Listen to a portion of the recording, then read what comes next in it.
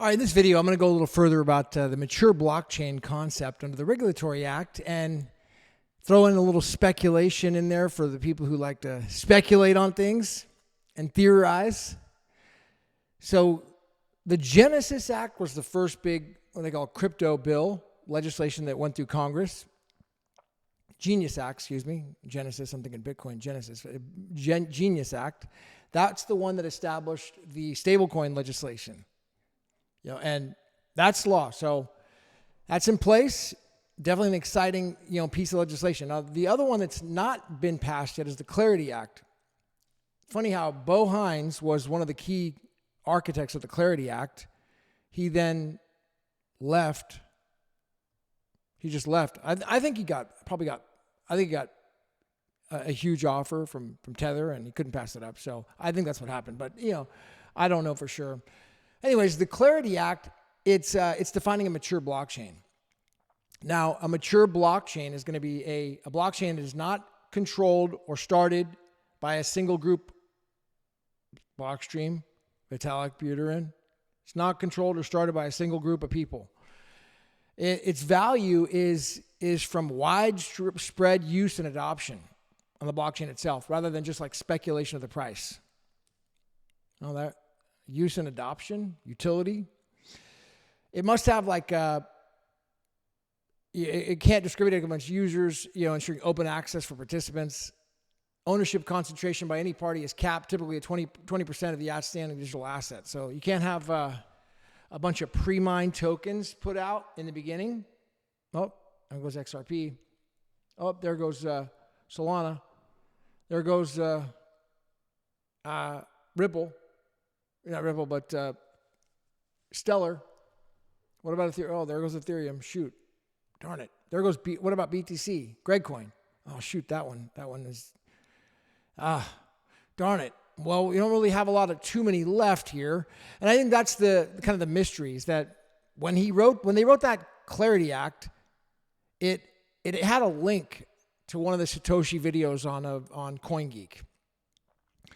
Now, they don't want the mainstream knowing about this right now. It's just too early. We're not there yet. Teranode is just now coming out on a testnet. We're not there. If everybody in the world knew about what was happening in Bitcoin right now, it would just be too overwhelming. I think it's just not ready. It's not ready. The BRC 100 protocol with Babbage that they're doing, it's out. Like the language to build on Bitcoin is there. But just these institutions don't know, they don't speak Bitcoin yet. So the point is that I think that Clarity Act with some of the links they put in that original act, the article there, they know that there's a mature blockchain. They know that there really is just one. And the main thing is this, it's not that these other blockchains are illegal or they're doing anything wrong. And I don't mean to badmouth. I apologize for saying them bad because I've owned a lot of these things and traded crypto and I'm encouraging people to, and I know people got to make money. They got to try to make money and I encourage them too. And there's ways to make money on a lot of these things, but you just got to be able to obtain the risk and be willing to lose it all. That's the problem. So it's high risk on a lot of these cryptos. So I don't recommend it. But my point is that in order to qualify as a mature blockchain, you've got to pass these thresholds. And it's going to be a process where they'll submit in a declaration from the association. Let's say the Bitcoin Association submits the declaration that they're the stewards of the protocol. They don't control the protocol. They have no say in the protocol at all. None. I know people don't understand that. I had calls last year and X Spaces about it, but I think it was just people trolling me. It wasn't real, valid concerns because people who really look into it, they know that they're just a steward. They're not controlling anything. They make no decisions, zero. They have no decision-making power. The nodes make the decisions. Hash power makes the decisions. They have no hash power. So, but they're a steward. They probably put in the declaration as showing here, we're a mature blockchain. We're going to go through this process. And they would pass, dude. And that's really what one of the things that is key is whether you're going to be under the CFTC or the SEC. See, the issuers can certify a blockchain is mature to the SEC, which assures the system against statutory criteria. So the mature blockchains are going to have regulatory favorable treatment, including exemptions from certain securities laws. This is the big key. Because if you're a mature blockchain, you qualify, then you do not get classified as a security. You don't have the risk of, well, you're just a security, you're offering securities tokens, and you really need to go through all the securities offerings protocols that you should be doing. Gregcoin, Ethereum, XRP, Stellar, any of these pre-mined tokens, projects. I mean, I can't think of any mature blockchains. Charlie Lee wasn't, when he did the Litecoin, he had more than 20%. I mean, that doesn't qualify. So that 20%, that doesn't. Digibyte, there's Jared something or other. He's got more than 20%. That's out. I don't know. There's one, Satoshi's Bitcoin. That's about it. I can't think of any other. And I really think that's what's going on with this law. But the point is that you'll have this one that's a commodity under the CFTC, and then you'll have all these others that are going to be under the SEC and be securities. Doesn't mean they're illegal. They just got to go through the securities laws. They're offering securities pricing. So they got to have security license. They got to get a broker. It's tough, man, getting all that security stuff. It's really hard, very expensive, whole different set of laws. So I think that's what it's going to clarify, is that we'll have one mature blockchain as a commodity, a true digital commodity, and then we'll have these others that are securities. That's going to be a game changer. Looks like Teranode is out. Talked about it yesterday. I talked about it today on the video I did. What's it mean for the future? I mean, it means that we're going to have some major freaking adoption. I'm excited about being up in Oregon, taking a freaking RV trip up there on the 9th.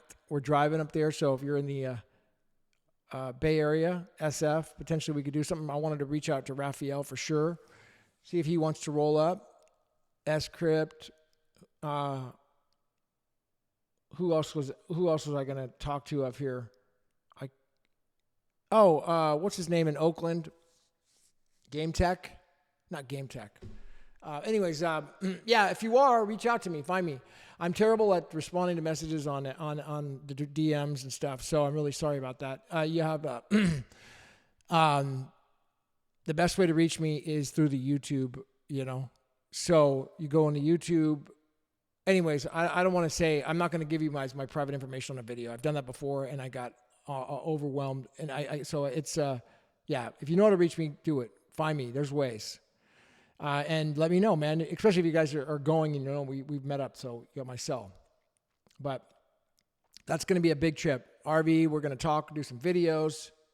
Casey Nicole's going, I know that. Babbage. And then London. I talked to Rosetta. She's a girl that I met at the conference last year, today, and she's talking about this great thing that Bose did. Now, Bose was on CoinGeek, Richard Bose, on This Week. Bose is like a super smart, intelligent guy. He's got a freaking judge who's on the Supreme Court.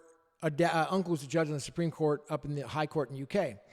And on the show, he went really deep about she explained this to me because it was hard for me to understand it when he was talking. But she saw it as that Bose painted the picture about how he visualizes Bitcoin. And I thought it was beautiful. That's exactly what he did. On that show, he explained the way he visualizes Bitcoin and what it does. And he showed it in this Bose way that he has.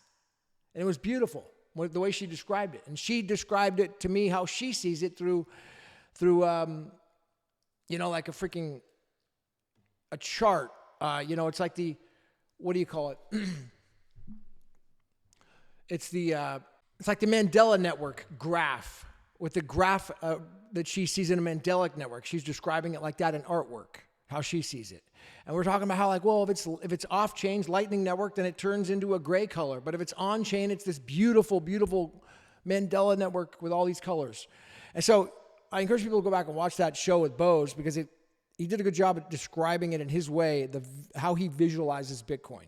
I think it's important people start to get an idea for what it's going to be like in this new world, because we are changing right now, man. The whole freaking world is changing. It's happening fast with these indictments. More arrests are coming. The government's changing. The Treasury is now in charge of the Fed.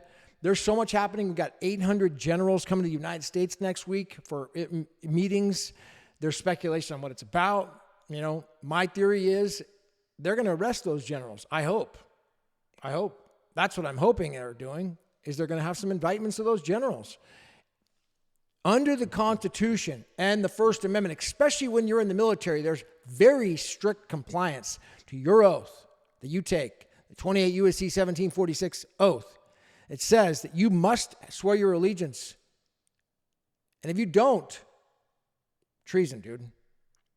It's high crimes, misdemeanors, man. It's big time. This is big stuff. So I hope that they have evidence. And if there are people that did not swear their allegiance, then charge them, charge them. Military tribunals. I hope that's what happens. I hope that's why they're meeting. Because the war is here. It's not somewhere else. The war is in the United States.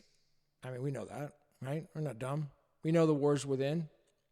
We got a cancer here we got to work on. So our own problems, we got. My point about the Clarity Act, though, we got some good people in Congress that are putting this together, and there are some good actors that are passing this Genius Act, and the Clarity Act now is coming. So we're just going to keep supporting them. And I will say one more thing at the end. I think a little speculation and have some fun here. Brian Doherty, he's like the brain behind Smart Ledger. He's the lobbyist for the Bitcoin Association, lobbying for Bitcoin with Congress and legislation. I know for a fact he met with Bo Hines. That was within the last 6 months. And Bo Hines is no dummy. And Brian is sure smart as hell. These guys are really highly intelligent people. They can communicate. Bo Hines listens. He's a smart guy. He sat down and met with him. What do you think he told him at that meeting? Well, he explained Bitcoin to him. I'm like, hey, Bo, that BTC, that Greg coin thing that you've been buying, is that really Bitcoin? Are you sure that's the white paper Bitcoin? He's like, I think so. Let's take another look at it. Come on, Bo, let's look at it again. Smart Ledger, he tells them all about how utility, what's going on with scalability, the vision for the Satoshi app from the white paper. It's all there. I know for a fact he had that meeting. And then what happens after that? Bo Hines, he releases the sketch of the Clarity Act with links to the Satoshi interviews, the CoinGeek articles, things like that. I really think that Brian deserves credit on that. I know he's not talked about it publicly, but I am, because I just know he did. I know he met with Bo Hines. I wasn't there, but I just know he did. And I'm just speculating on what happened, but he deserves some credit. I'll see him in London, so we'll find out more. Hit the ones. Clarity Act to come. Mature blockchain. Check it out. Only one.